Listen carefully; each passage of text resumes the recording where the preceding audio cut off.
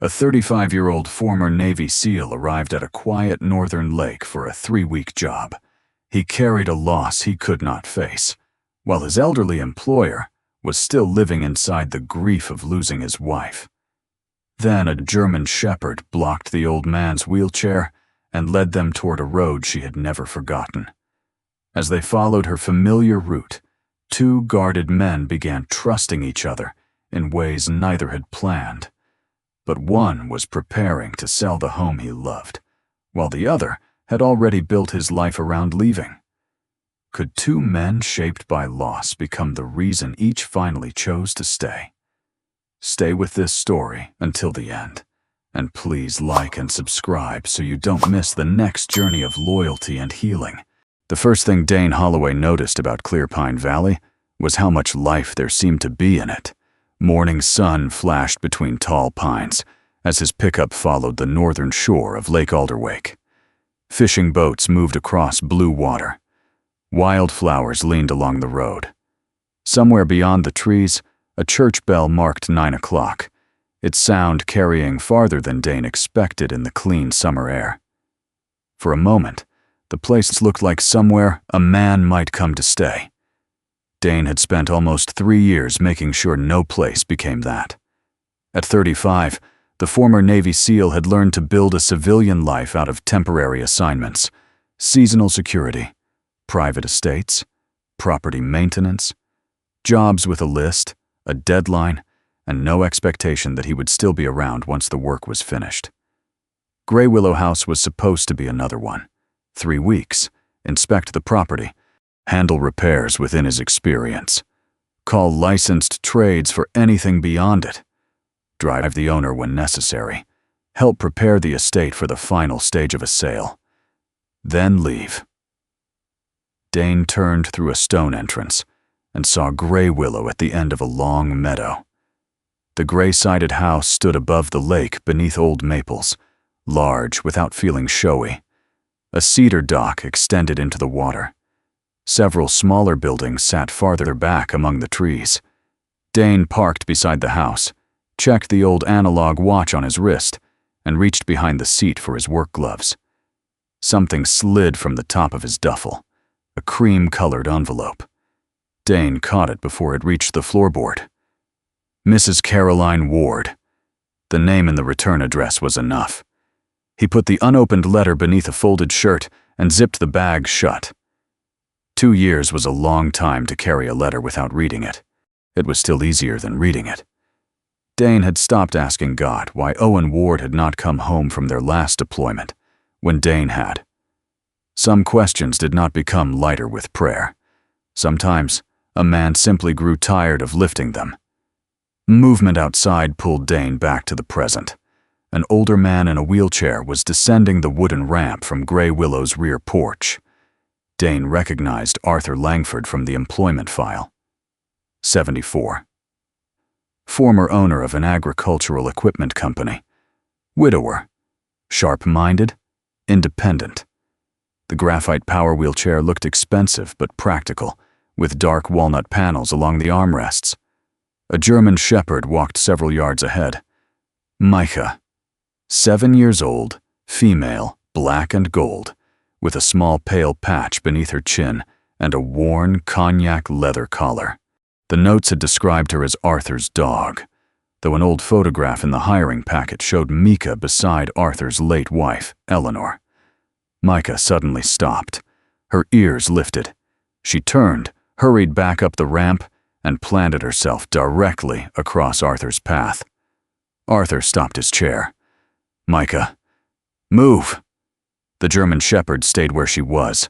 Arthur tried again. Micah. Still nothing. She did not bark or jump at the chair. She simply stood across the ramp, head slightly lowered, eyes fixed near the front wheels. Dane stepped out of the pickup. Arthur looked toward him.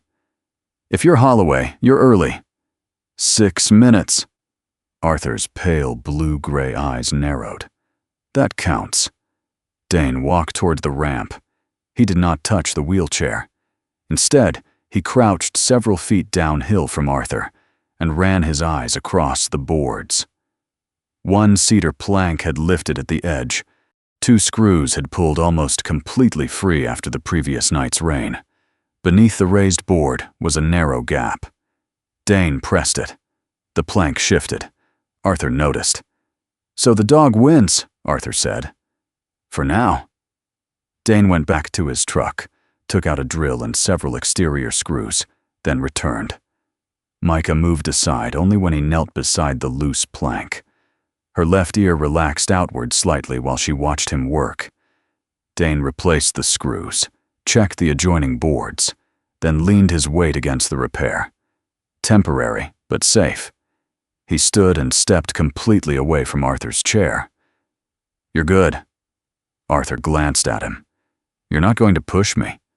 You want me to?" "No." "Then that worked out." For half a second, Arthur looked offended. Then a laugh escaped him. Small, dry, almost unwilling. Micah walked downhill. Arthur followed under his own power. That was how Dane Holloway met Arthur Langford, with a stubborn dog between them and neither man willing to admit he liked the other's answer. Inside Grey Willow, the house felt different from the summer morning outside. Not abandoned, quiet. There was a difference. Several doors along the main hall were closed. A long dining table held 1 newspaper, 1 coffee cup, and a bowl of peaches. Against one wall stood a row of framed photographs. Arthur and Eleanor beside the lake. Eleanor laughing beneath strings of summer lights. Micah as a younger dog lying under a crowded outdoor table. Neighbors Dane did not recognize raising coffee mugs toward the camera. Arthur noticed Dane looking. "We used to have people through here all the time." The word hung for a moment. Arthur turned his chair toward the study. "I don't anymore." He kept moving. Dane did not answer. One word had changed, but it told him more about Arthur than the employment file had. The study overlooked Lake Alderwake. Arthur positioned his chair beside an old walnut desk, while Dane remained near the door. Arthur got directly to the point. "You are not my caregiver." "Understood. You do not decide where I go because you believe you know what is best for me. If something's broken, I'll tell you." Arthur continued as though he had not heard him. "You do not call my daughter because I refuse to follow your advice. And you are not here to cure loneliness, restore my faith in mankind, or make the remaining years of my life inspirational." Dane looked around the room. A Bible rested closed beneath a pair of reading glasses on the side table. Beside it stood a photograph of Eleanor. Then Dane looked back at Arthur. "I repair property, Mr. Langford." "Not people." Silence. Arthur's mouth shifted at one corner. "Arthur." "Dane." The terms were set. That suited Dane. Clear rules were useful. People were harder. Less than an hour later, Arthur's longtime attorney arrived with the documents Dane needed for the property inspection. Gordon Price was 68, thin, silver-haired, and carried a yellow legal pad under one arm. He explained the sale without turning it into a lecture. Northmere Shore Development was still completing its final review. Nothing had transferred yet. Most of Grey Willow was included in the proposed sale. Dane only needed to understand one complication. Gordon placed a finger along a narrow road on the map. 6 homes use East Lake Road under permanent access agreements. Those rights stay, no matter who owns the surrounding property. "So nobody loses the road to their house," Dane said. "Correct." Gordon moved his finger toward the shoreline. "What could end is the community's informal access to this part of the lake, the small dock, and Lantern House. The Langfords have allowed it for years. Northmere would not be required to continue." Arthur turned toward the window. Micah, lying near his chair, raised her head when Gordon said the words, "East Lake Road." Dane noticed. So did Arthur. Arthur gave the dog a quiet look. Micah lowered her head again. Nobody commented on it. Gordon gathered the papers. "If Arthur changes what he is willing to sell, Northmere can change its price. "That discussion is for another day," Arthur said. "Preferably not today." Gordon smiled faintly. Dane appreciated the summary. He was there to inspect buildings, not negotiate the future of a valley. By early afternoon, he had found enough ordinary problems to fill several pages. A sagging gate hinge he could repair himself, an irrigation pump that needed a professional, a section of porch rail soft enough that he marked it for replacement. Micah followed the work without following Dane. That distinction amused him. She stayed 20 or 30 feet away most of the time, rising when Arthur came outside and automatically adjusting her pace beside his wheelchair. Once, when Dane carried 2 lengths of lumber across the yard, Micah moved from his path before he spoke. "Smart dog," Dane murmured. Arthur, sitting beneath a maple tree, heard him. "She has excellent judgment." Dane set down the boards. "She met me this morning." Arthur looked at Micah. "Everyone is entitled to one mistake." Dane smiled despite himself. It had been a long time since easy conversation had caught him by surprise. That unsettled him more than he wanted to admit. Later, while checking an equipment shed east of the house, Dane entered through a side door and automatically noted the second exit before setting down his tools. When he turned, Arthur was outside watching him. Their eyes met. Arthur did not ask why Dane always seemed to know where the doors were. He simply pointed toward the shed roof. "Gutter on the north corner leaks." Dane followed his gesture. "I saw it. I assumed you would." It was a small thing, but Dane understood the courtesy in it. Arthur had seen something and chosen not to reach for it. That made 2 of them. Near sunset, Dane carried his tools toward the house and found Micah standing at a cedar gate along the eastern edge of the property. Beyond it, a narrow road disappeared between trees before bending along Lake Alderwake. Micah looked down the road, then back at Dane. She took several steps toward the gate, stopped, looked at him again. The movement was deliberate enough to catch his attention. Dane approached. The oval brass tag on Micah's collar flashed in the late sun. "What's down there?" Micah faced the road again. Arthur's voice came from behind them. "Micah." The dog immediately turned, not frightened, reluctant. She walked back toward Arthur. Dane looked beyond the gate. "East Lake Road?" Arthur nodded. "What's down there besides 6 houses?" Arthur's thumb moved slowly across his wedding ring. "Things that don't matter anymore." Dane looked at the older man. He had heard enough men dismiss the things that hurt them to recognize the language. He let the subject drop. That night, the lake darkened from blue to silver outside Dane's guest room window. He sat at a small desk with the property folder open. Most of the pages meant little beyond his work list. Then he reached the East Lake section. 6 homes retained access. No mystery there. But Lantern House sat on the land North Mere intended to acquire, along with the small community dock and the informal walking route beside the lake. Dane thought about Gordon's explanation. Nobody would lose a driveway. Something else would be lost. He just did not yet understand what. A movement beyond the glass caught his eye. Micah. She was lying beside the eastern gate. Dane checked the time. Nearly 10. The dog was not sleeping. Her head was up. Her body faced the road.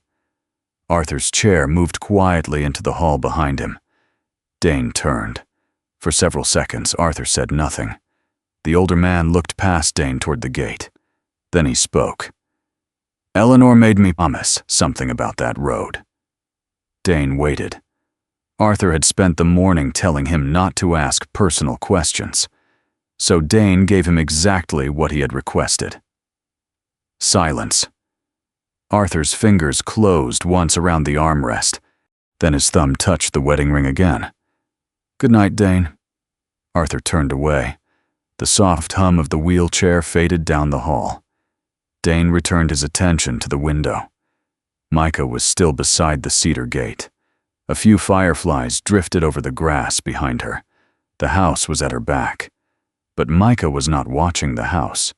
She was watching East Lake Road. By the third morning at Grey Willow, Dane Holloway had learned that Arthur Langford could detect a misplaced tool from across a room. Dane discovered this accidentally. Then, naturally, he began testing it. He left a Phillips screwdriver on the left side of the workbench instead of the right. Arthur noticed before breakfast. Dane moved a small box of deck screws 6 inches from its usual shelf. Arthur found it while passing through the garage. On Thursday morning, Dane set a tape measure beside the wrong drawer and watched Arthur roll past without comment. Dane almost felt disappointed. Arthur stopped at the doorway. "The tape measure lives in the second drawer." Dane looked up from the porch bracket he was sanding. "Thought you missed it." Arthur turned his chair around. "I was giving you an opportunity to correct your moral failure." Dane nodded solemnly. "Generous." Micah lay in the shade beside the open garage door, her chin resting on her paws. If dogs could become tired of 2 grown men behaving like boys, Dane thought she had reached that point. The small exchanges changed Grey Willow more than either man admitted. The house was still quiet, but no longer careful about being quiet. A drill ran in the mornings. Arthur's radio played baseball commentary in the kitchen. Dane started leaving his coffee mug on the porch rail until Arthur complained about the ring it would leave in the wood. Most of Dane's work was ordinary. He replaced rotted trim on one shed, rehung a loose gate, and made a list of jobs that required people with licenses instead of confidence. That distinction mattered to Arthur.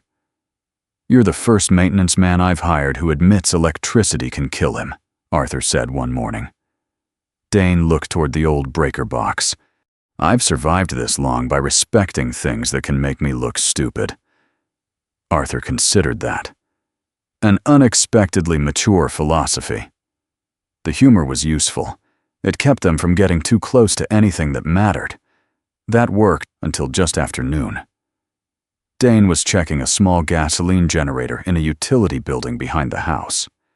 The machine had been sitting unused too long, and the starter had already given him enough trouble to justify calling someone who worked on engines for a living. Arthur waited outside beneath the eave while Micah rested in the grass nearby. Dane tried the starter one last time. The engine coughed, then it gave a sharp backfire. The sound cracked through the small building. Dane did not think. His body answered before his mind did. His shoulders locked. His right hand closed around the metal edge of the workbench. His eyes moved first to the open door, then to the side window, then to the space behind Arthur. 1 second. Maybe 2. Clear Pine Valley returned around him. Cicadas, warm air, the smell of gasoline and cut grass. No sand, no radio chatter, no Owen.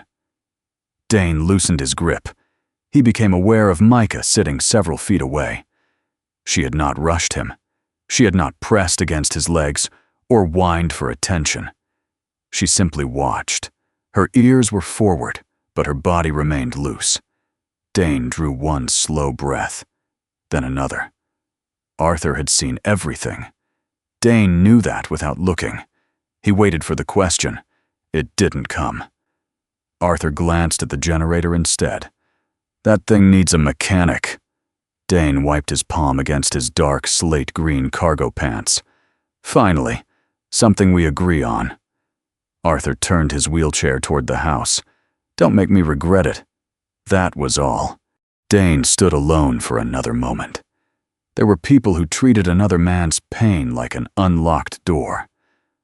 Once they noticed it, they believed they had permission to enter. Arthur had noticed. Then he had stayed outside. Dane found himself unexpectedly grateful for that. Micah rose when he did. She followed him halfway toward the house, then peeled away toward the eastern lawn. Dane watched her go. The cedar gate stood partly open. He frowned. He had latched it that morning. One side of the old mechanism had not fully caught. Micah pushed her nose through the gap, widened it, and slipped onto East Lake Road. "Micah." She stopped and looked back. Then she walked on. Dane muttered something Arthur would not have approved of and followed. He could have called the dog back more firmly. Instead, he told himself he only wanted to make sure she did not wander toward traffic. East Lake Road barely deserved the word road. It curved beneath tall maples and pines along the eastern shore, narrow enough in places that 2 pickups would have to slow to pass. Sunlight broke through the branches in moving patches. To Dane's left, the lake appeared and vanished between trees. Micah did not wander. That was the first thing he noticed. She moved with the quiet certainty of an animal following a route learned through repetition. At the first property, she stopped beside a weathered wooden gate. She sniffed near the post, waited, then continued. At the second, she paused beneath a mailbox shaped like a small red barn.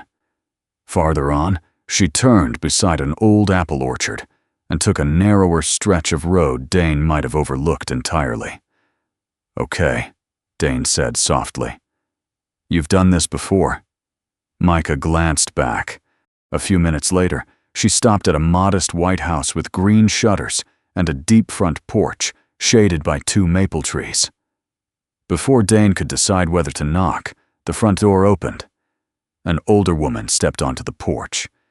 She was small and comfortably built, with a silver bob curling lightly around her chin. Large tortoiseshell glasses hung from a thin reddish-brown cord around her neck. The moment she saw Micah, her hand went to her mouth. "Oh, sweetheart." Micah climbed the porch steps. The woman crouched as far as her knees comfortably allowed and placed both hands around the dog's face. "Eleanor's girl." There was no confusion in her voice, only recognition. Dane stayed at the bottom of the steps. The woman looked up. "You're not Arthur." "Not last I checked." That earned a smile. She introduced herself as Judith Vale, 71, a retired librarian who had lived along the eastern shore for nearly 30 years. Dane explained that he was working at Grey Willow for a few weeks, and that Micah had let herself through the gate. Judith looked down at the dog. "She didn't let herself out." Dane raised an eyebrow. Judith smiled again. She remembered. The word changed the afternoon. Judith invited Dane onto the porch, but did not make the invitation heavy. She brought him iced tea, set a bowl of water down for Micah, and spoke about Eleanor, without lowering her voice, as if the dead required whispers.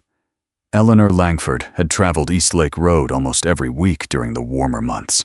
Sometimes she carried library books Judith had saved for someone, sometimes soup, sometimes groceries, sometimes nothing at all. She wasn't running a charity, Judith said. Eleanor hated that word when people used it for what she did. What did she call it? Judith looked toward the road. The Lantern Route. Dane remembered the name from Northmere's paperwork. Until then, Lantern House had been a building on a map. Now it sounded like something else. Why lantern? Judith lifted her iced tea. Eleanor used to say that if a porch light was still burning, somebody ought to remember there was a person behind the door. Dane looked at Micah. The dog had settled beneath Judith's chair, as if the last 3 years had been an unusually long week. Judith continued. There were people out here who didn't need rescuing. That was important to Eleanor. They just needed someone to notice when they hadn't been seen in a while. The sentence stayed with Dane. Not rescuing, not fixing, not becoming necessary, just noticing. For reasons he did not particularly enjoy examining, that distinction sounded familiar. Judith went inside and returned with a folded sheet of paper. It was old enough that the creases had gone soft. 6 names and addresses were written in Eleanor's handwriting. Dane counted them. 6? Judith adjusted her glasses. That's what's written there. You said she made the route every week. Most weeks. How many stops? Judith hesitated. Eleanor always called it 7. Dane looked back at the paper. Someone move? Could have. You don't remember? Judith shook her head slowly. I remember 6 houses. I remember her saying 7 stops. She did not dramatize it. That made Dane more curious, not less. Micah rose before he could ask anything else. She walked to the steps and looked toward the road. Judith laughed softly. There, same as always. Dane folded the list carefully. Mind if I take a picture? Go ahead. He did. Then Micah started home. Dane followed. This time he paid attention. She paused at the same barn-shaped mailbox, the same wooden gate, the orchard, another small cottage closer to the water. By the time Dane counted the 6th familiar stop, he expected Micah to turn somewhere new. She did not. She kept walking, straight back toward Grey Willow. Dane let the thought go. Perhaps Judith was remembering wrong. Memory was not an affidavit. When he reached the cedar gate, Arthur was waiting. That was worse than being caught. Arthur's face revealed very little, but his right hand rested too firmly on the walnut armrest. Micah slipped through the gate. Arthur looked at her first, then at Dane. Where? Judith Vales. Arthur's jaw tightened. You followed her. She left the property. You could have called her back. Probably. Arthur's eyes sharpened. Dane knew immediately that the argument was not really about a gate. Arthur said, From now on, that latch stays locked. Dane held his gaze. Judith told me about the lantern route. Silence settled between them. Micah stood nearby, tail low and relaxed. Arthur looked toward East Lake Road. Dane continued carefully. She said Eleanor used to make 7 stops. Arthur's expression changed almost imperceptibly. Not surprise. Something closer to resistance. Dane took out his phone and showed him the photograph of Eleanor's list. Only 6 addresses. Arthur barely looked at it. That was Eleanor's business. Northmere's buying the road. Northmere is buying land around the road. The 6 homeowners keep access. Yes. Dane waited. Arthur knew what came next. The older man finally said, Lantern House and the public lake access would become private. So the people out there know? Arthur's gaze shifted back toward the house. They know the property is for sale. That wasn't what I asked. Arthur's voice hardened. And this is not what I hired you for. The words landed harder than Dane expected. Maybe because only hours earlier, Arthur had shown him the courtesy of not crossing a boundary. Now Dane had crossed one. He nodded once. Fair enough. He turned toward the shed. Behind him, Arthur called to Micah. The dog stayed where she was for a moment, before finally moving toward him. The rest of the afternoon became quieter. Not hostile. Just reset. Dane repaired the eastern gate latch properly. Arthur reviewed papers on the porch. Micah slept between the 2 locations, as though refusing to choose sides. Near dinner, Arthur's phone rang. Dane was replacing a loose hinge on a storage cabinet within earshot when Arthur answered. The call was brief, professional. When Arthur ended it, he remained still for several seconds. Dane did not ask. Arthur spoke anyway. Evan Rusk, Northmere. Dane tightened the final screw. He coming? 2 days. Final property review. Arthur placed the phone on the table. If there are no complications, they want to move the agreement forward sooner. There was no satisfaction in his voice. Dane looked through the open porch toward the east lawn. Micah had awakened. Once again, her attention had gone to the cedar gate. Arthur noticed, too. The late sun lay gold across the grass, and beyond the trees, East Lake Road disappeared into shadow. Arthur turned his wedding ring once beneath his thumb. Then he spoke so quietly, Dane almost missed it. Promises are easier when the person who asked for them is still alive. Dane looked at him. Arthur did not explain. This time Dane understood that silence wasn't always refusal. Sometimes it was the only amount of truth a person could carry at once. Micah rose. She walked halfway toward the gate, stopped, looked back at Arthur, then waited. The next morning, Dane Holloway found Arthur Langford studying the East Lake Road map over breakfast. That alone told him something had changed. The night before, Arthur had ordered the eastern gate locked and spoken about old promises as if they belonged to another man's life. Now the map lay open beside his coffee, weighted at one corner by a bowl of peaches. Dane poured himself a cup. "Northmere's coming tomorrow." Arthur did not look up. "I know how calendars work. I need to inspect the road before they do." That got Arthur's attention. Dane pulled out the chair opposite him and pointed to the map. He knew where the road began. He knew 6 homes held permanent access rights. Beyond that, he knew almost nothing about the ground itself. Arthur knew all of it. Which sections softened after heavy rain, where drainage crossed under the road, where a delivery truck could turn around, which hill looked harmless until a trailer tried to climb it. Dane said, "Come with me." Arthur's expression closed at once. "You think I need an outing?" Dane took a drink of coffee. "No, I need somebody who knows the road." The answer stopped Arthur. Dane watched the resistance change shape on the older man's face. Arthur was accustomed to people offering to take him somewhere for his own good. Fresh air, a change of scenery, a pleasant afternoon away from the house. This was different. Dane was not offering companionship. He was asking for expertise. Arthur folded the map. 10 minutes. Dane hid a smile behind his coffee. The gray willow van had been modified after Arthur's accident. A powered side lift raised the wheelchair into the cabin, where Arthur could secure his chair beside the second-row window. Micah climbed in without being invited and settled behind him. When Dane started the engine, Arthur looked toward the dashboard. "Try not to drive like the military trained you." "The military didn't train me to drive this. That explains why I'm worried." Micah sighed from the back. Dane looked into the mirror. "See? She trusts me." Arthur glanced at the dog. "She has a history of questionable judgment." The van rolled through the cedar gate. East Lake Road looked different from behind a windshield. What had seemed like a quiet lane on foot was really a narrow thread connecting scattered pieces of clear pine valley. Small homes sat behind maples and flowering shrubs.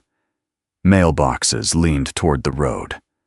Through gaps in the trees, Lake Alderwake flashed blue under the July sun. Arthur began giving directions almost immediately. "Slow before the culvert." Dane did. "Why?" "Because the road drops 2 inches on the far side." The van dipped. Dane looked over. Arthur stared ahead with the satisfaction of a man who had just won an argument nobody else knew they were having. Farther on, Arthur pointed toward a patch of gravel beneath a line of birches. "Northmere will think that's a good place for construction traffic." "It isn't?" "First hard rain, and half of it moves downhill." Dane marked it on the inspection sheet. The more they drove, the clearer something became. Arthur did not merely own the road. He knew it. Not from property surveys, from decades.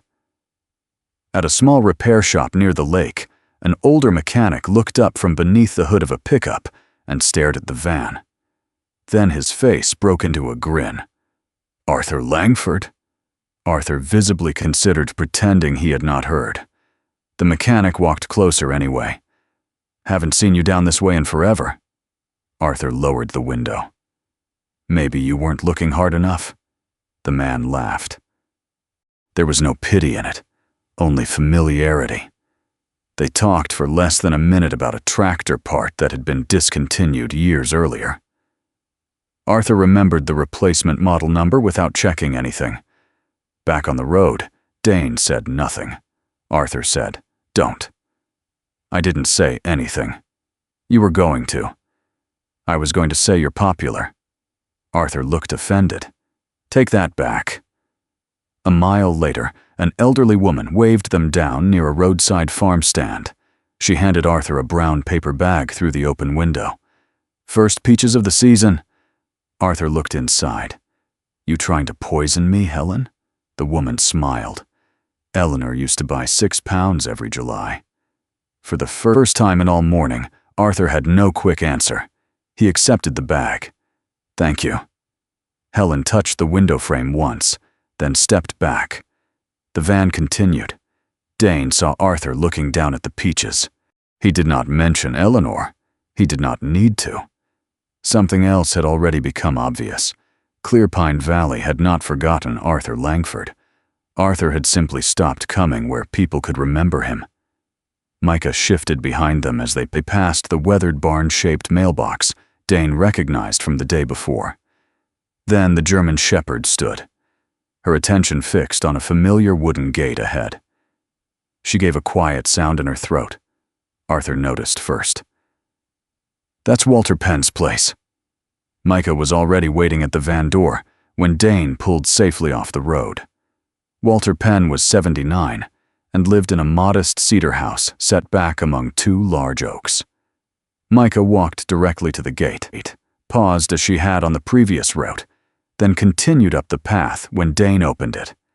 Nothing about her behavior suggested urgency. She was simply repeating something learned long ago. Dane knocked. Walter opened the door after a delay. He was tall but stooped slightly with age, wearing suspenders over a pale work shirt. His white hair had been combed with wet fingers and forgotten. When he saw Arthur behind Dane, Walter blinked. "Well, God does answer strange prayers," Arthur frowned. "What did you pray for?" "Better company." Walter grinned. Arthur nearly did too. The air inside the house felt warmer than outside. A box fan pushed hot air from one room to another. Walter explained that the air conditioner had stopped that morning. His phone had died sometime after breakfast, and the charger had apparently stopped working too.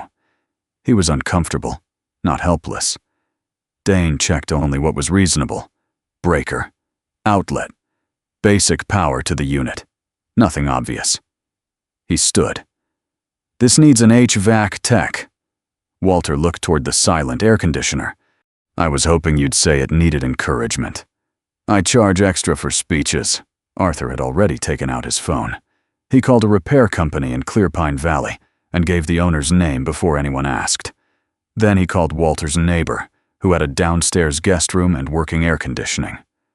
Within 10 minutes, a practical plan existed. Walter looked at Arthur. "You still remember everybody's number?" Arthur slipped the phone into his pocket. "Some of us had memories before phones did the work." Walter laughed, but Dane was watching Arthur. The older man sat a little straighter, not because he had been thanked, because for 10 minutes, nobody had treated him as the person who needed assistance. Arthur had known whom to call. Arthur had made the arrangements. Arthur had solved the part of the problem Dane could not. Micah lay beneath Walter's kitchen table, exactly as though Eleanor might return with a bag of books at any moment. Dane understood something then. People could lose one ability and spend years being spoken to as if they had lost all the others. Maybe dignity was not refusing help. Maybe dignity was being allowed to keep giving it. On the drive back, Arthur talked more. He pointed out a place where the lake had once flooded the road during a wet spring. He told Dane which orchard had changed hands twice and which family still made cider the old way. He did not become cheerful. He became present. That was better. They returned to Grey Willow in late afternoon. By sunset, the worst of the heat had softened, and the 2 men ended up on the porch with cold drinks, while Micah slept beneath Arthur's chair. For a while they listened to cicadas and the quiet knock of water against the dock. Then Arthur asked, "How long were you in?" Dane knew what he meant. "Long enough." Arthur accepted the first deflection. Then he asked, "The man from the letter?" Dane looked at him. Arthur nodded toward the house. "You nearly dropped it the first morning." Dane stared across Lake Alderwake. Owen Ward. Arthur waited. Dane spoke because Arthur did not ask the wrong question. Owen played cards badly, thought he played them well. Arthur said nothing. He called his mother every Sunday, Dane continued. Didn't matter where we were. If there was a way, he found it. The lake caught the last orange light. Dane swallowed once. He didn't come home from our last deployment. Arthur's hands rested still on the walnut armrests. After a while, Arthur asked, "Does his family blame you?" "No." Arthur turned his head. "Then why are you doing it for them?" The question entered cleanly. No accusation. That made it worse. Dane felt something tighten behind his ribs. He stood. Arthur did not stop him. Dane took his glass inside without finishing it. He had almost reached the kitchen when headlights swept across the front windows. A dark crossover stopped near the porch. A woman stepped out carrying a leather tote over one shoulder. She was in her mid-40s, tall and straight-backed, with chestnut-brown hair tied low at the neck and a few natural silver strands catching the evening light. Her eyes were the same blue-gray as Arthur's. Dane did not need an introduction. Claire Langford had arrived. Her attention went immediately to her father. "You spent half the day out on that road?" Arthur's face hardened. "Hello to you too, Claire." Claire climbed the porch steps. Her concern had arrived ahead of her patience. It was 90 degrees. "I noticed, Summer." "You could have called me." Arthur's hand moved to the chair control. "So you could tell me not to go?" Claire stopped. The old argument was already waiting between them. Dane started toward the guest hall. Claire looked at him. "You're Dane?" He nodded. "Your father knew the road. I needed him?" Claire absorbed that. Her anger softened for 1 second, then returned to Arthur. "This is what you do. Anyone worries about you, and suddenly, they're trying to control you." Arthur's voice lowered. "And anyone I disagree with decides I'm proving I can't make decisions." Micah rose from beneath the chair. She did not step between them. She simply moved off the porch and lay in the grass. Dane understood the impulse. The argument shifted from the day's drive to Grey Willow. Claire had not come only because Arthur had gone out. She had come because Northmere's final review was approaching. "This place is costing more every year," Claire said. "You know that." Arthur's jaw tightened. "Enough." Claire looked toward Dane, then back at her father. The investment account took a serious hit. The house, the grounds, all the maintenance. None of this is free. Claire. Her name carried a warning. She stopped. The silence afterward revealed more than another paragraph would have. Arthur was not broke, but the sale was not simply a grieving widower trying to erase memories. There were numbers beneath it. Choices. Pressure. Dane had been wrong to think the emotional explanation was the whole explanation. Claire stayed for less than an hour. When she left, neither she nor Arthur seemed satisfied, but she bent to scratch Micah behind the ears before walking to her car. Arthur watched until the tail lights disappeared. He said nothing. Later that night, Dane crossed the hall on his way to the kitchen and saw light beneath the study door. It stood partly open. Arthur was at the desk. Stacks of statements and property documents surrounded him. The reading glasses from beside the Bible rested low on his nose. Dane would have kept walking. Then he noticed the envelope. It lay beside Arthur's hand. Old cream paper. A woman's handwriting across the front. For Arthur, when Grey Willow becomes too quiet. Arthur looked up. Their eyes met. No explanation passed between them. Arthur slowly turned the envelope face down. Dane continued toward the kitchen. Behind him, the study remained quiet. But for the first time, Dane understood that Grey Willow's silence was costing Arthur more than money. Northmere arrived at Grey Willow just after 10 the next morning. The first vehicle was a dark SUV carrying Evan Rusk and 2 survey staff. A second truck followed with equipment cases, measuring poles, and rolled site plans. Dane watched from the porch as Arthur positioned his wheelchair beside the front steps. He wore a navy polo instead of his usual light shirt. Not formal, just deliberate. Gordon Price arrived a few minutes later carrying his yellow legal pad, moving with the calm pace of a man who preferred facts to urgency. Evan Rusk stepped from the SUV last. He was 49, lean, clean-shaven, with salt and pepper hair neatly parted and a pale blue button-down rolled at the forearms. He carried a slim ox-blood leather folio instead of a briefcase. Nothing about him looked threatening. That made the situation more honest. "Arthur," Evan said as he approached. "Good to see you." Arthur gave a short nod. "You'll forgive me if I wait until the check clears before I say the same." Evan smiled. "I was told you were improving." "Who lied?" Gordon hid a smile by looking down at his notes. Dane stayed near the rail. He had met enough negotiators to know that polite men could still want opposite things. Evan did not waste time.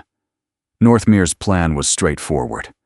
The company wanted most of the western acreage, Grey Willow's main development parcel, a section of lake frontage, Lantern House, and practical control over public entry along East Lake Road. Gordon clarified what that meant before anyone could dress it up. The 6 homeowners with permanent access rights would keep them. No one would lose the road to a house. No gate could legally block those residents from reaching their property. But everyone else was different. The informal arrangement that allowed neighbors to walk portions of the shoreline, use the small dock, reach Lantern House, or travel the route for community visits existed only because the Langfords had allowed it. Northmere would not be required to continue. Evan rested one hand on the folio. "Our concern is liability and privacy. If we develop the property, guests paying for lake access expect controlled access." Arthur looked toward the water. "And the town expects the road it has used for 40 years. Evan did not argue. "That's the difficult part." He explained the other side too. Northmere's project would employ local contractors during construction.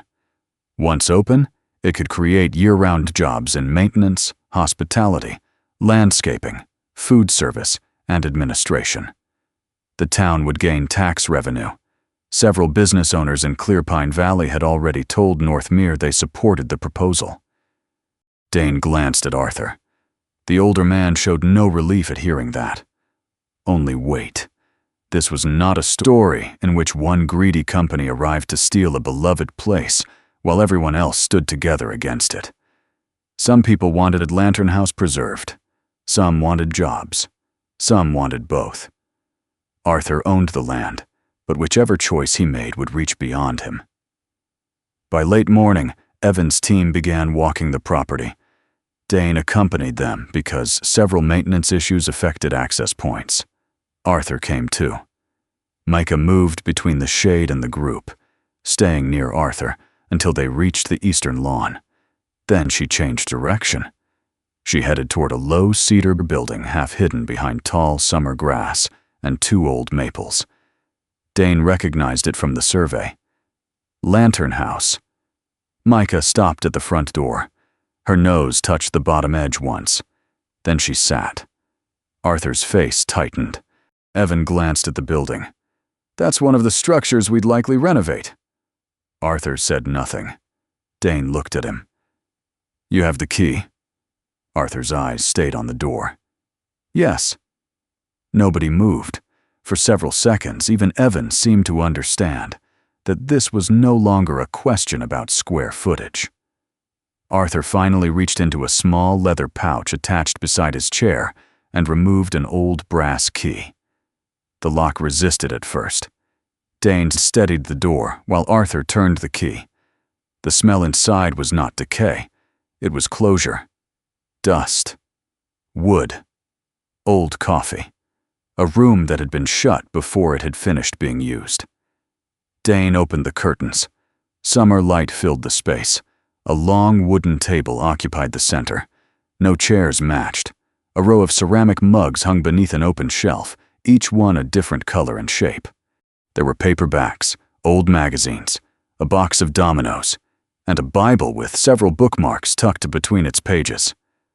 On one wall, photographs had been pinned in loose rows: older men and women eating soup, children carrying plates, Arthur standing beside Eleanor at the far end of the table, Micah, younger and darker around the muzzle, lying beneath Eleanor's chair.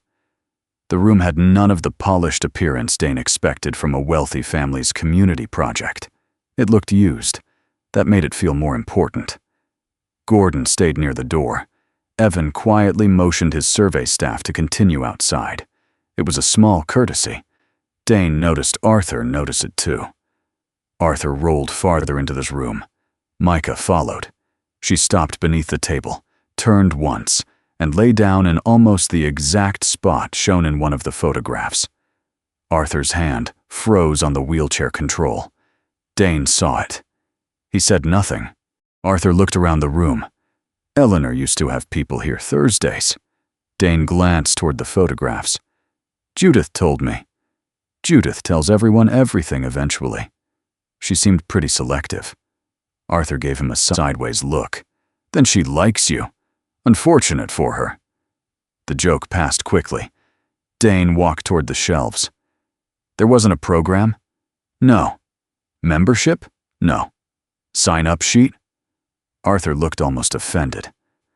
Eleanor would have burned one. That told Dane more than another explanation could.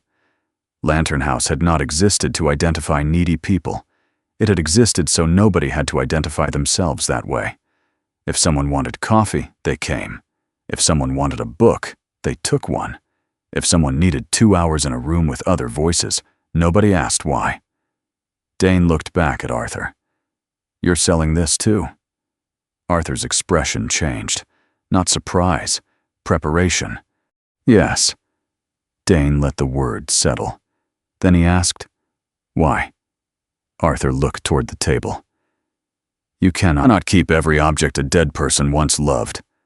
Dane heard the defense underneath the sentence. He should have let it go. Instead, he said, you don't have to sell everyone either, just because remembering hurts. Arthur turned sharply. The room changed. His voice stayed controlled, which made it harsher. You have been here 4 days. Dane said nothing. Arthur continued. You see photographs, a closed room, a dog waiting at a gate. And now you think you understand what it is to spend 3 years living among things that still look like they're waiting for someone to come back. Dane's jaw tightened.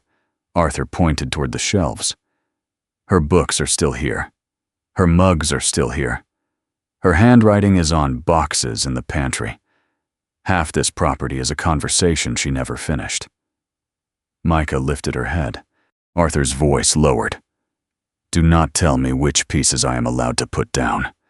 The words landed because they were fair, and because they were not entirely fair. Dane reached into the inside pocket of his light overshirt. He took out the cream-colored envelope. Arthur looked at it. Dane did not hand it over. He only held it long enough for Arthur to recognize what it was. Maybe I know a little. Arthur's anger stopped. Not disappeared. Stopped. The letter remained sealed. That mattered. Arthur looked from the envelope to Dane's face. You still haven't opened it? No. Why carry it? Dane slipped it back into his pocket. Why keep this room? Neither man answered. For once, silence did not belong to only one of them. Outside, one of the survey crew called Evan's name. The work resumed. By afternoon, boundaries had been measured, access points checked, and several maintenance notes added to Dane's list. But Lantern House followed him back to Grey Willow. Not the building. The question. What did a person owe the dead? Memory. Obedience. A room left untouched? Or something harder? By evening, Evan's vehicles were gone. Gordon left shortly after, promising to send Arthur an updated summary of the property terms. Dinner passed quietly. Arthur ate little. Micah stayed near him. Dane did not mention Lantern House again. Around 9, he walked through the main hall on his way to the kitchen. Light showed beneath the study door, the same as the night before. This time, the door stood open. Arthur sat at the desk. The financial papers had been moved aside. The old envelope from Eleanor lay in front of him, face up. For Arthur, when Grey Willow becomes too quiet. Dane stopped only because Arthur spoke. You were right about one thing. Dane leaned lightly against the doorframe. Arthur looked at the envelope. I've kept it too long. He opened it carefully. No ceremony, no dramatic breath. Just an old man breaking a seal he had avoided for 3 years. The first page trembled slightly in his hands. Arthur began reading in silence. Then his eyes stopped. Dane waited. Arthur read one sentence aloud, barely above a whisper. Arthur, if Grey Willow becomes too quiet, please don't make that silence proof that the rest of your life is over. Arthur could not continue. He lowered the page. Something slipped from behind it and fell to the floor. Dane bent and picked it up. A folded map. Arthur stared at it. Dane opened it across the desk. East Lake Road curved around the lake in Eleanor's handwriting. Small circles marked familiar places. Dane counted. 1, 2, 3, 4, 5, 6, then a 7th.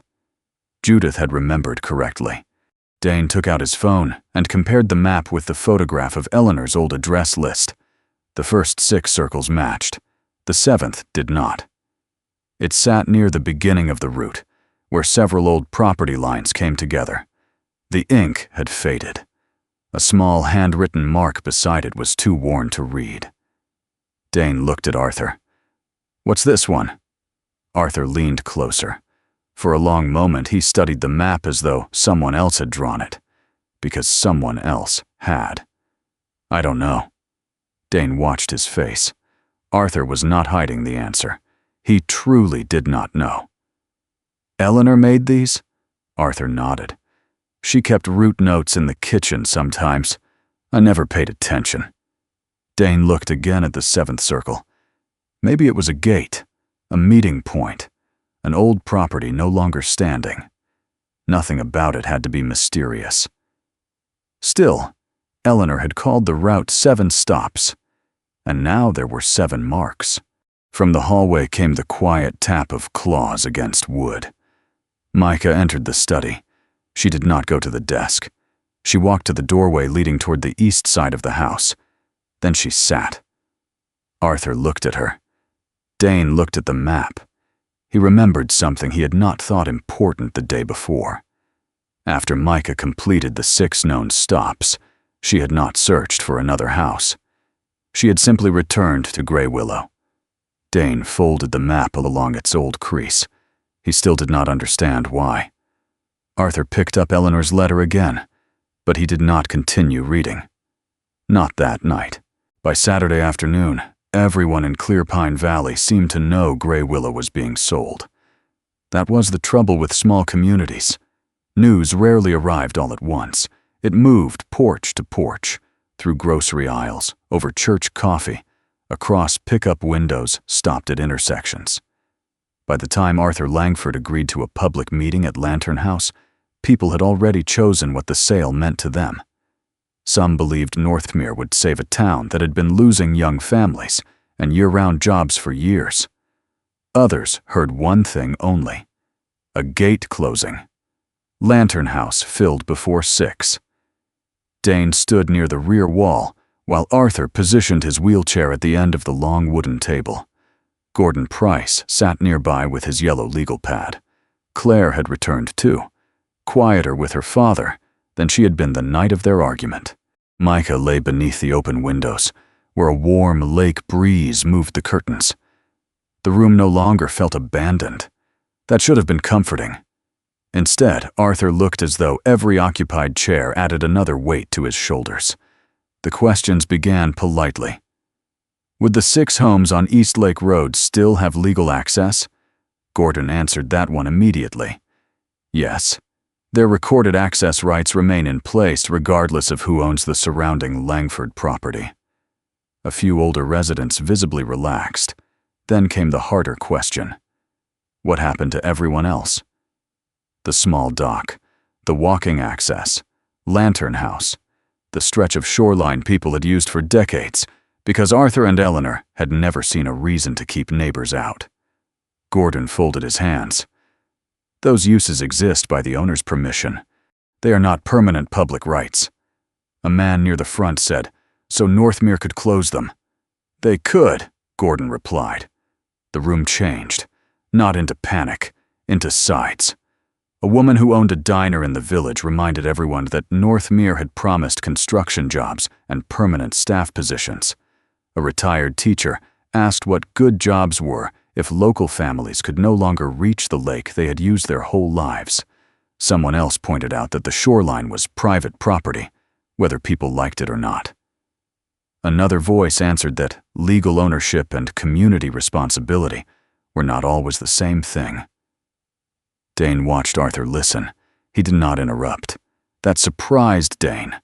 Arthur had an answer for almost everything when only one person was in the room. Surrounded by 30 opinions, he became careful.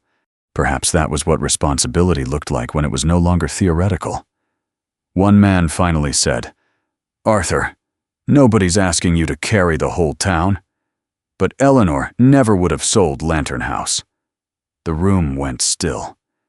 Dane saw Arthur's thumb touch his wedding ring. Once. Then stop. The sentence had crossed a line.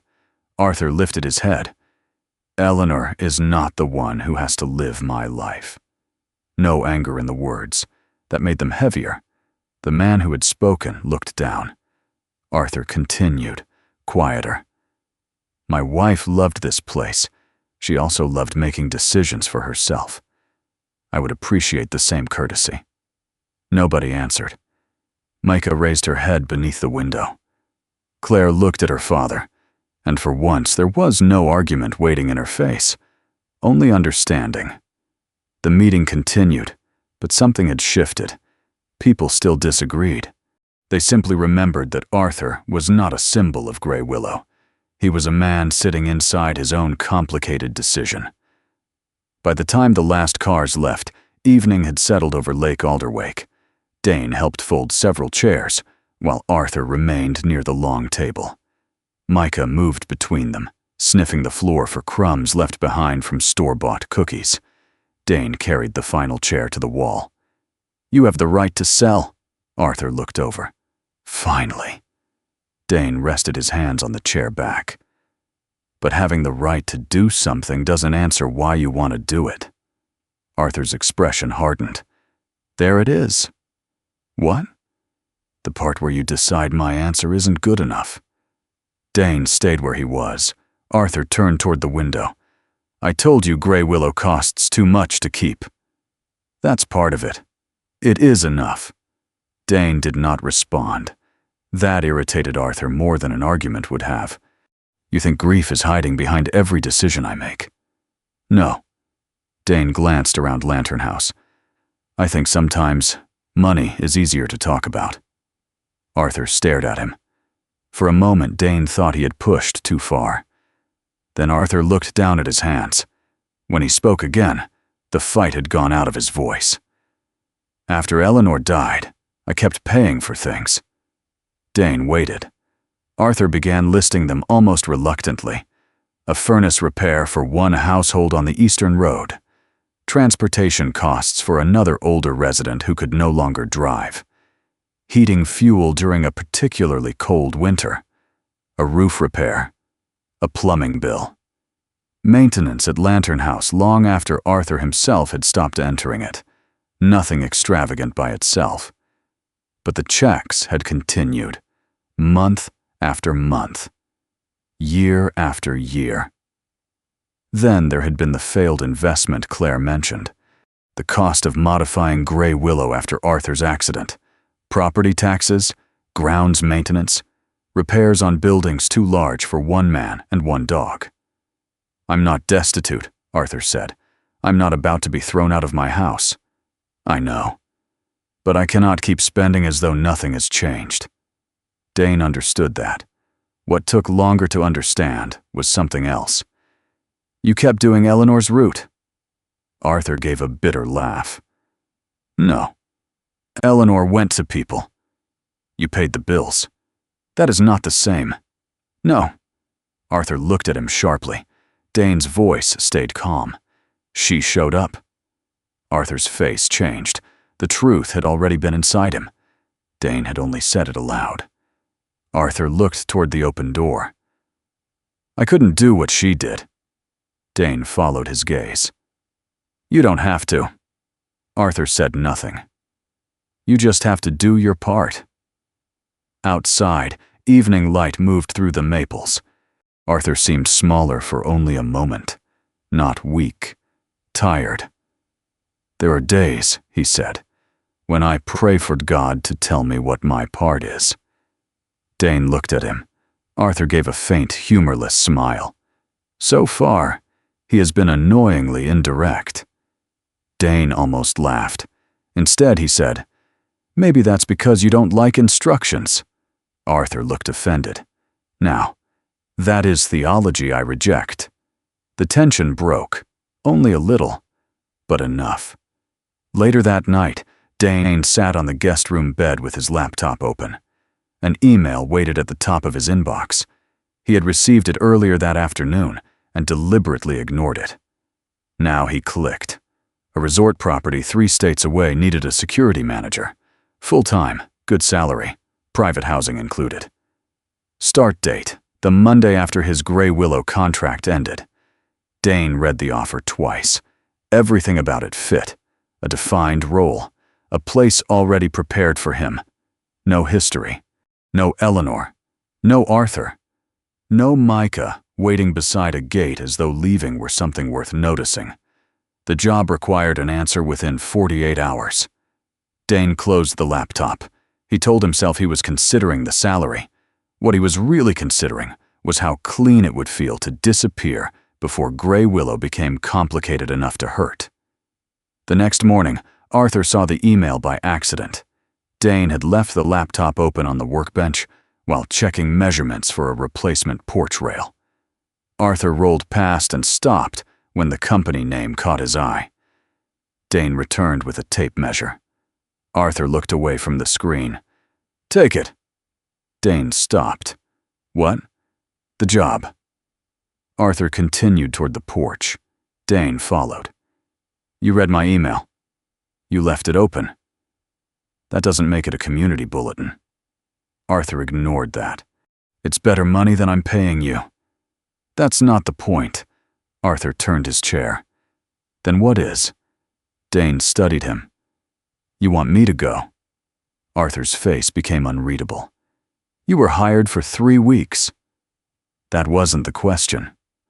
Arthur looked toward Lake Alderwake. Micah lay nearby beneath the maple tree. For several seconds, Arthur said nothing. Then he spoke with the detached tone he used whenever something mattered too much. You have a good offer. Take it. Dane felt the old instinct rise. Fine. Easy. Pack the truck. Leave before the words underneath the words became his responsibility. But something in him resisted. You know, Dane said, for a man who hates people making decisions for him, you spend a lot of time deciding what everyone else should do. Arthur turned back. And for a man who values independence, you seem unusually interested in my approval. That landed. Dane stepped closer. Arthur did not retreat. You're very good at this, Arthur said. At what? Arriving when there is a problem. Dane's jaw tightened. Arthur continued. You fix the hinge, inspect the road, call the right person, carry the lumber. Those are my job. Exactly. Arthur's voice softened, which somehow made the next words worse. You are very good at being useful, Dane. I'm not sure you know what to do when somebody only wants you to be there. The world narrowed. Not to a battlefield. Not to Owen. To the unopened letter in Dane's room. To a mother he had never called. to 3 years of furnished rooms and temporary keys. Dane answered before he could stop himself. "You're one to talk." Arthur's expression hardened. Dane pointed toward Lantern House. "You couldn't go knock on a door, so you wrote a check." Arthur went still. "You paid people so you wouldn't have to show up." Micah lifted her head. Dane knew he had crossed the line even before Arthur spoke. "Get out of my way!" The words were quiet. Dane stepped aside. Arthur drove past him toward the house. No final insult. No slammed door. Just distance. That was worse. But by 10 that night, Dane had packed half his duffel. He carried it to the pickup. The house behind him was dark except for one porch lamp. He opened the rear door and placed the bag inside. When he moved toward the driver's side, he saw Micah. She was lying directly behind the truck, not under the wheels, far enough back to be safe, close enough that Dane could not reverse without waiting for her to move. "Micah," the German shepherd raised her head. "That's not your spot." She watched him. Dane opened the driver's door. Micah stayed down. He started the engine. Still nothing. Dane shut it off again. He climbed out. "Micah." Her left ear tipped outward. Behind him came Arthur's voice. "Don't turn the dog into a psychologist." Dane looked toward the porch. Arthur sat beneath the light, his face mostly in shadow. Dane glanced back at Micah. "I wasn't talking about the dog." Arthur did not answer.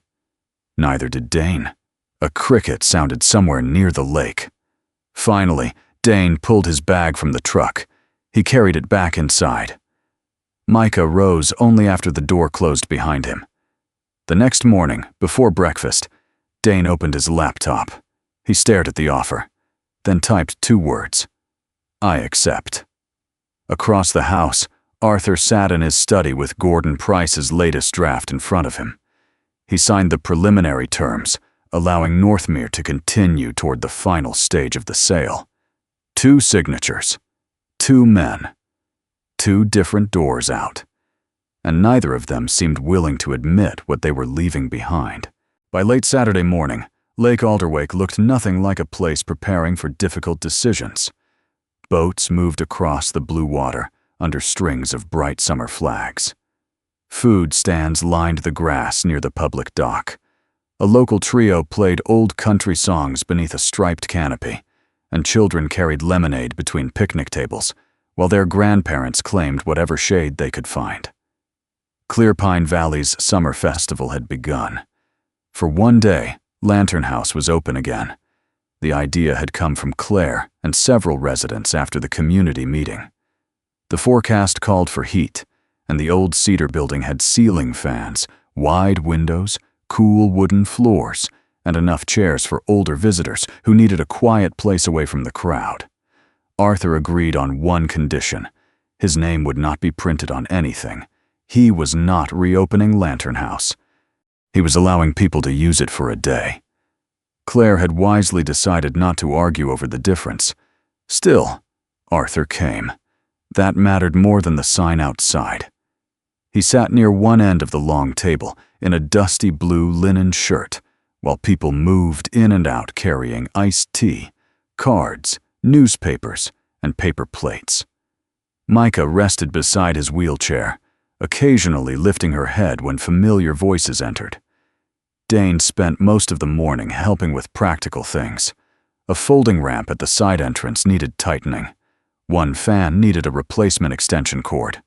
A volunteer had parked too close to the service lane and had to move her car before emergency vehicles could use it. Ordinary work, useful work, the kind Dane understood. What he understood less was the way Arthur watched the room. Not sadly, not exactly. More like a man standing outside his own memory and discovering it had kept moving without him. At noon, Walter Penn appeared with a paper plate containing 3 pieces of pie. Arthur looked at it. That cannot possibly be for one person. Walter lowered himself into the chair across from him. "You've been gone 3 years. I've had time to build resentment." Arthur took one piece. Then I assume the other two are damages. Walter smiled. Dane heard Arthur laugh from across the room. The sound stayed with him longer than it should have. His accepted job offer was still sitting in his inbox. Start date less than 2 weeks away. He had not told anyone he was reconsidering nothing. Because he wasn't reconsidering. That was what he told himself. Around 2 in the afternoon, the light changed. Not dramatically at first. The bright surface of Lake Alderwick dulled beneath a line of clouds coming from the west. The breeze shifted. Flags that had hung lazily above the festival snapped once, then began pulling hard toward the lake. Dane looked up. Arthur noticed him looking. Storm? Probably. Arthur glanced toward the open windows. Probably is one of those military words? It means I'm about to check. Dane stepped outside. The first distant rumble came before he reached the dock. Festival workers were already lowering canopies. Families began collecting blankets and food containers.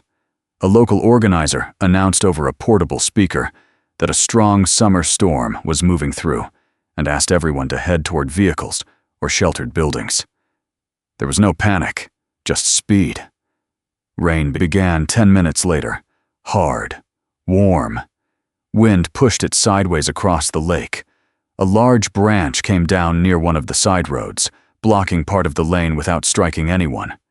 Lights flickered across the festival grounds, went out, came back, then failed again. Lantern House stayed lit for another few seconds. Then it went dark too. Arthur's voice came through the room. Backup panel is in the pantry hall. Dane was already moving. The building's small generator started automatically, enough for basic lights, fans, outlets, and the refrigerator. Not comfort. Enough.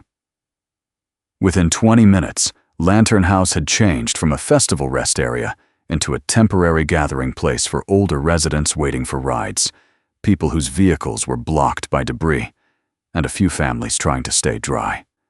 Arthur changed too. The man who had spent the previous week arguing about whether anyone had the right to tell him what to do, now began telling everyone what to do, and people listened. He asked Claire for the community contact list. He asked Gordon to call the county road crew and confirm which side roads were temporarily blocked. He opened an old property map across the long table. Walter's Road holds water here, Arthur said, marking a low section with his finger. Don't send the sedan. Claire wrote it down. Arthur pointed to another road. Mrs. Mercer has a standby generator. If her power is out, it should have switched automatically. Call anyway. Dane watched from the doorway. Arthur looked up. Are you waiting for an invitation? Dane almost smiled. What do you need? Arthur tapped the eastern section of the map. 2 drivers, 1 vehicle with clearance. Check the 6 Lantern Route homes in order. Not because they're in danger. Because we know some of them are alone, and the phones are unreliable right now. Dane nodded. That was a good plan. Not heroic. Not dramatic. Responsible. He recruited 2 volunteers and took the gray willow van himself. Micah was waiting beside the passenger door. Dane looked back toward Arthur. Arthur gave a small shrug. She knows the route better than you. For once, Dane could not argue. East Lake Road was wet but passable. The worst of the storm had already moved east, leaving heavy rain, scattered branches, and patches of standing water. At the first property, everything was fine. At the second, the power was out, but the resident preferred to stay home with battery lights.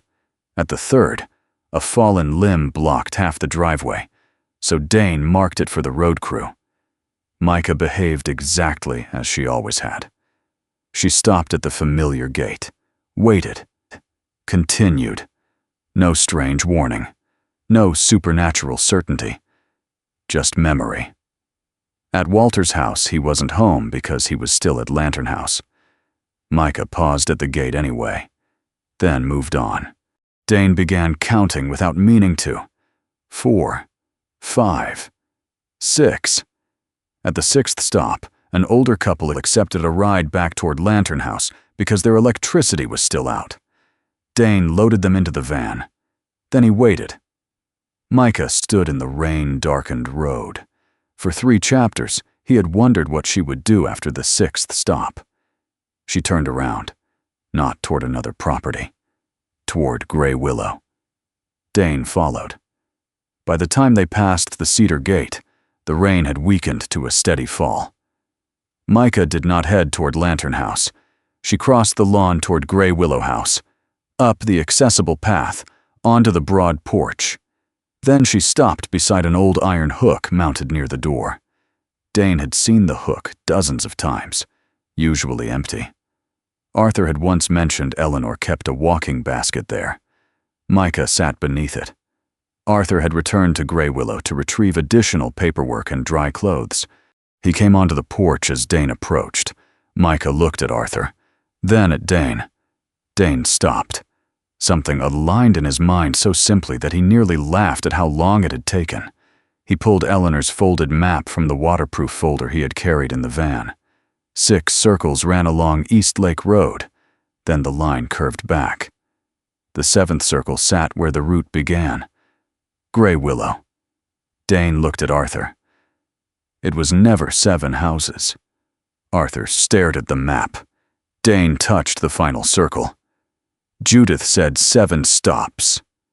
Arthur's gaze moved toward Micah beneath the old basket hook. For years, Eleanor had left Grey Willow, visited 6 homes, and returned.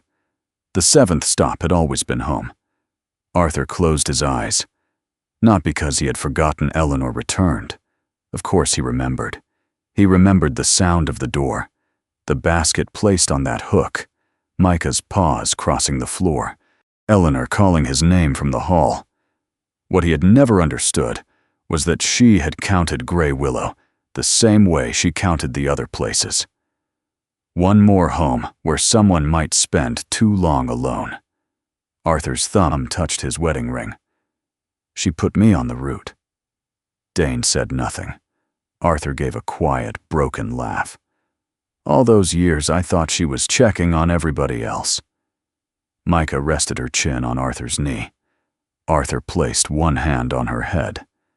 The storm had passed, but rain still moved from the roof in thin silver lines. Inside, Arthur went to his study.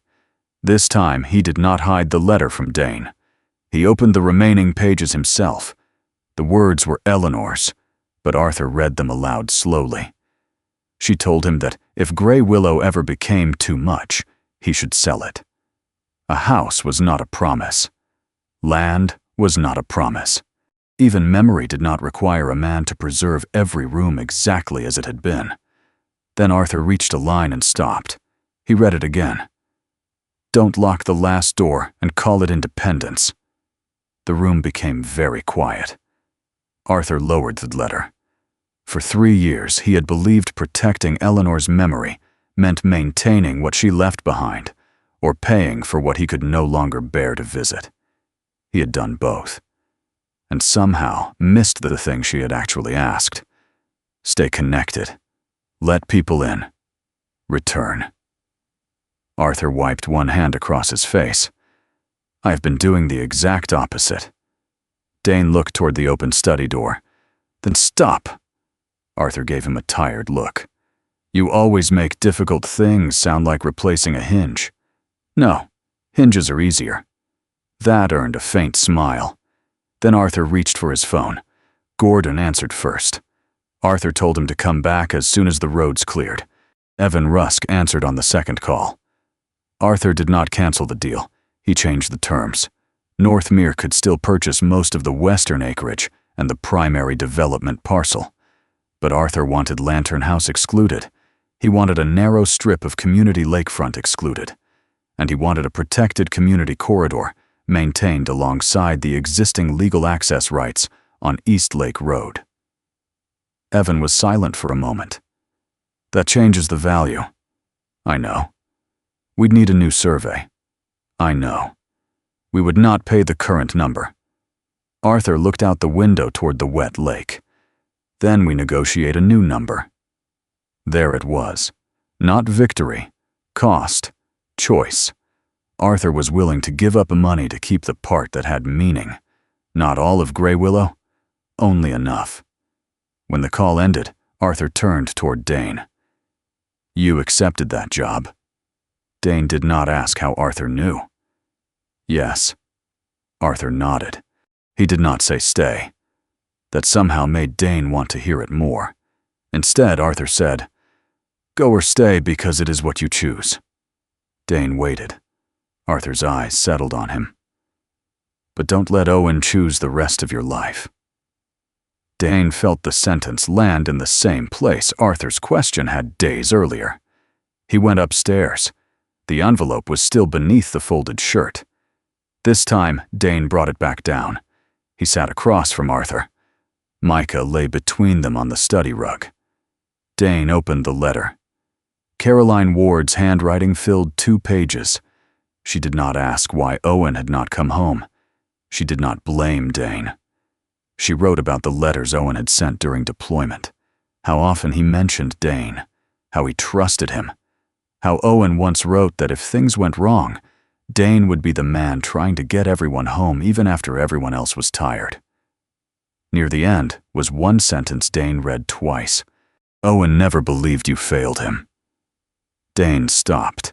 For years, he had carried guilt like proof of loyalty, as if putting it down would mean leaving Owen behind. Arthur still held Eleanor's letter. Dane held Caroline's. Micah slept between them, one paw stretched toward each chair. Neither man had been forgiven by the dead. They had never been condemned by them. That was harder to accept. Arthur looked at the letter in Dane's hands. Dane looked at Eleanor's and Arthur's. Outside, water dripped from the maples, and evening light began returning to Lake Alderwake. Arthur spoke first. "Seems we've both been arguing with people who aren't here to answer." Dane looked down at Owen's name. "Yeah." Arthur leaned back. Terrible way to win an argument. Dane laughed once, quietly. Then Micah opened her eyes. The German shepherd looked from one man to the other, and for the first time since Dane arrived at Grey Willow, neither of them seemed to be preparing to leave the room. 3 weeks became 5 before the last boundary line was settled. Nothing about saving part of Grey Willow happened with a speech, a miracle, or a generous stranger arriving with enough money to solve everything. There were surveys, phone calls, revised numbers, another survey. Gordon Price went through drafts with Arthur line by line. Evan Rusk returned twice from Northmere, once with an engineer, and once with a proposal Arthur disliked enough to send back before lunch. The final agreement cost Arthur money. Northmere paid less because it received less. Most of the western acreage transferred with several buildings Arthur no longer needed. The main development parcel remained large enough for Northmere's project to move forward. Grey Willow House stayed with Arthur. So did Lantern House. East Lake Road remained under the existing access arrangements, and the 6 recorded easements were untouched. A narrow strip of shoreline near Lantern House was removed from the sale as well. No one got everything. That was probably why the agreement worked. On the morning Gordon placed the final papers in front of him, Arthur read the total sale price twice. Then he signed. Claire, sitting across the table, watched her father without speaking. Arthur placed the pen down. "You can say it." Claire raised an eyebrow. "Say what?" "That I should have done this sooner." Claire thought about it. "No." Arthur looked suspicious. Claire closed the folder. "I was going to say, I'm glad you didn't sell everything just because you were tired." Arthur leaned back in his wheelchair. "That sounds dangerously close to wisdom." "I get it from Mom." Arthur gave her a look. Claire smiled, and the argument ended there. That was new, not the disagreement. The fact that neither of them left afterward. They ate lunch together. The preserved portion around Lantern House was placed into a small community trust called Lantern Promise. Arthur had objected to the name. Judith Vale had ignored him. Judith took responsibility for a rotating shelf of books and helped organize 2 quiet afternoons each week. Claire joined the small governing board. A local hardware store offered discounted materials. The diner pledged coffee 1 morning a week. The repair shop volunteered labor twice a year for basic maintenance. Arthur made one rule clear from the beginning. I'm not funding all of this. Nobody argued. That mattered. For years, Arthur had quietly paid bills because money allowed him to help without appearing at anyone's door. Now the community had to decide whether Lantern House mattered enough to carry together. They decided it did. Not perfectly, not grandly. Enough. Grey Willow itself became smaller in practical ways. One unused outbuilding was sold with the western parcel. Grounds maintenance was reduced. Several rooms in the main house were closed for efficiency rather than grief. Arthur kept the rooms he actually lived in. For the first time in years, reducing the property did not feel like reducing his life. Dane noticed that before Arthur did. Dane was still at Grey Willow when the sale closed. His original 3-week contract had expired. The resort job 3 states away was supposed to have started the following Monday. It did not. Dane called them himself. He was polite. He thanked them. Then he declined a position he had already accepted. When he ended the call, he sat for several minutes inside his pickup with both hands resting on the steering wheel. No celebration came. No sudden certainty. For a man who had built 3 years around leaving, staying felt less like peace than stepping onto a bridge before seeing the far end. But he stayed anyway. That afternoon, Arthur found him replacing a latch on a storage cabinet. I thought your new job started Monday. Dane continued tightening the screw. It does. Arthur waited. Dane looked up. I don't. Arthur studied him. You quit before you started. Technically, I withdrew. That sounds more respectable. I was hoping. Arthur glanced toward the house. You're not moving into my guest room permanently. Dane almost smiled. Wasn't planning to. Good. Arthur turned his chair away. After several feet, he stopped. There's a cottage near the old marina. Owner needs someone to oversee the property in exchange for reasonable rent. Dane looked at him. Arthur did not turn around. I heard. That was as close as Arthur came to offering help. It was enough. Within 2 weeks, Dane was living in the small cedar cottage near Lake Alderwake. He began taking property management work around the lake. A few jobs came from people he had met on East Lake Road. Others came because Walter Penn apparently believed Dane could repair anything made after 1940 and told everyone accordingly. Dane corrected that assumption whenever necessary. Electrical work went to electricians. HVAC went to HVAC technicians. Anything beyond his training went to somebody who knew better. A few former service members living in the broader area began helping him with simple repair days for older residents who needed a railing tightened, a door rehung, gutters cleared, or heavy seasonal work completed. It did not have a dramatic name. Dane preferred it that way. He was no longer looking for a mission. He was building a calendar. There was a difference. One Sunday afternoon, Dane sat alone on the steps of his cottage with his phone in his hand. Micah was lying nearby because Arthur had sent her with Dane earlier that morning and had apparently forgotten to request her return. Dane found Caroline Ward's number in the letter. He stared at it long enough for Micah to sigh. Don't start. Micah closed her eyes. Dane pressed call. It rang 4 times. A woman answered. Hello. For a second, years collapsed into one breath. Dane looked across Lake Alderwake. Mrs. Ward, it's Dane. Silence. Not angry silence. Something fuller. Then Caroline spoke. I wondered when you'd call. Dane closed his eyes. He had imagined explanations, apologies, the right words. None of them came. So he began with the truth. I should have called sooner, Caroline answered quietly. Yes. And somehow that was kinder than telling him it did not matter. They spoke for 12 minutes. Not about everything. Enough for a first call. When Dane hung up, Micah was still beside him. He rested one hand briefly on her shoulder. Okay. Micah stood.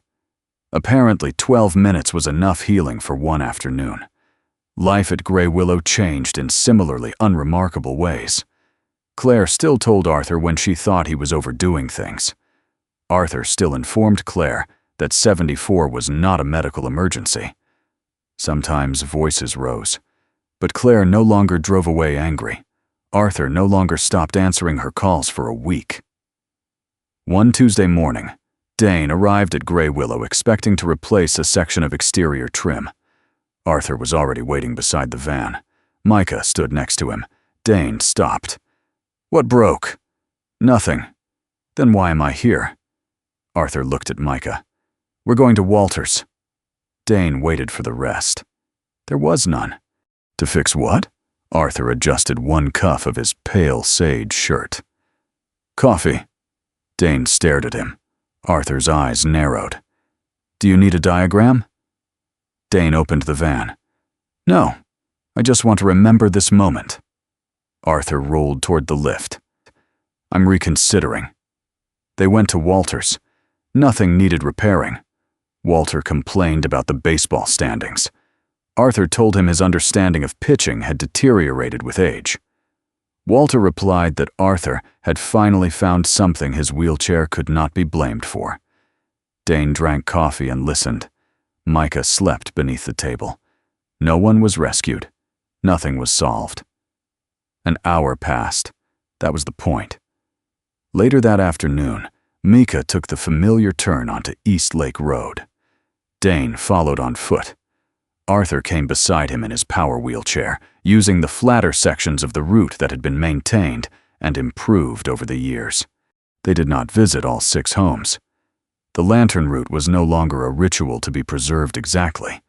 It was a habit of noticing. Judith gave Micah a dog biscuit from a jar she claimed had always been there. At another house, an older widow mentioned a loose hinge on her garden gate. Dane checked it, then wrote the measurements in his small notebook. I'll come back with the right hardware. Arthur looked at him. You're not fixing it with whatever is in your pocket. I'm growing, Arthur nodded. Slowly.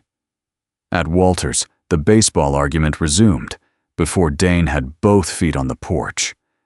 By the time they turned back toward Grey Willow, the sun had lowered across Lake Alderwake. The water had gone from blue to gold. Micah walked several yards ahead. Her pace was easy. At the entrance to Grey Willow, she stopped. The German shepherd turned. Dane and Arthur were still coming. Arthur's wheelchair moved steadily along the path. Dane walked beside him. Micah waited until they were closer. Then she continued toward the house. Arthur watched her. Is she checking on us? Dane looked at Micah. Maybe she's making sure the route ends where it's supposed to. Arthur looked toward Grey Willow. The porch light had come on automatically in the deepening evening. That's my house. Dane followed his gaze. Yeah. Arthur went inside first. Micah crossed the threshold behind him. Dane reached the porch and stopped. For years, stopping at someone else's door had usually meant the work was finished. Shake hands. Take the payment. Return to the truck. Keep moving. The pickup was parked less than 50 feet away. Dane could see it from where he stood. He looked through the open doorway instead. Arthur was telling Micah she had already been fed. Micah clearly disagreed. From the kitchen came Claire's voice, asking whether either man planned to help with dinner. Arthur immediately claimed a legal exemption. Dane smiled. Then he stepped inside. The door closed behind him. Outside, the evening settled over Lake Alderwake, and the porch light stayed on. Sometimes healing does not mean forgetting the people we have lost. It means learning to carry their love without letting their absence close every door around us. Arthur and Dane both discovered that the people they missed had never asked them to stop living. Maybe grace works that way in our own lives too. Not always through great miracles, but through a phone call finally made, a chair pulled closer, a dog waiting at the gate, or a porch light left on for someone who may still need a way home. If this story reminded you of someone you still carry in your heart, share what it meant to you in the comments. And if you believe stories of loyalty, healing, and second chances still matter, please subscribe and stay with us for the next one. May God give you peace for what cannot be changed, courage for the doors still waiting to be opened, and someone beside you on the road ahead.